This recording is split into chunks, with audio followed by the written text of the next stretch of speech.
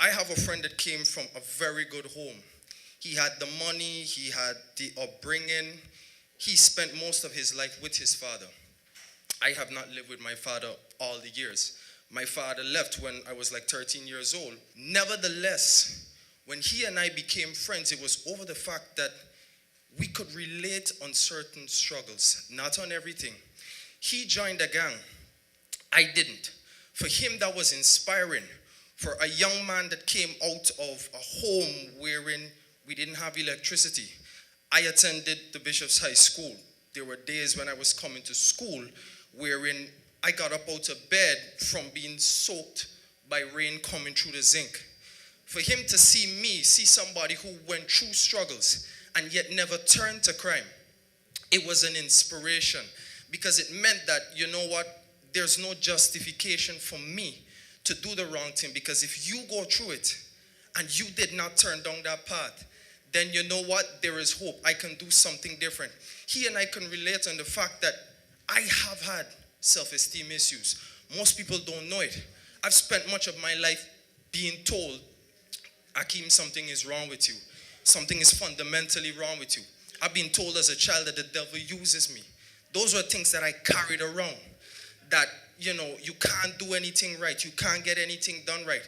Many people never knew that as a child I used to go under my house in the dark and take needles and prick my skin, trying to train my mind to think that do what is right, do what is right. Every time I think of it, I prick my skin, I burn myself to the point where I could throw methylated on my skin and light it and I'd feel nothing.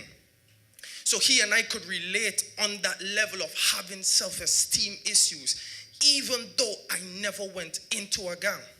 So he went into a gang and I didn't. But how he can come out is seeing that somebody else who has had self-esteem issues, who has had their spirit broken by things that people said, by things that were done to them, is doing differently. And if they can do it, I can do it as well.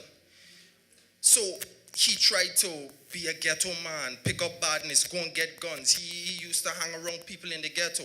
And seeing me, who came out from a neighborhood like that, I come from a corner that people now refer to as the killy corner. Young men and women pop pills, smoke weed, drink. Many of us in that neighborhood have grown up using latrines and these things, whether we go to good schools or bad schools. We know about that type of thing. I personally used to leave Bishop's Sunday afternoon when many of my friends and colleagues went home to a nice home. I had to take off my school shirt and tie, standing up on the road, putting wires together, trying to steal electricity to get light to do SBAs.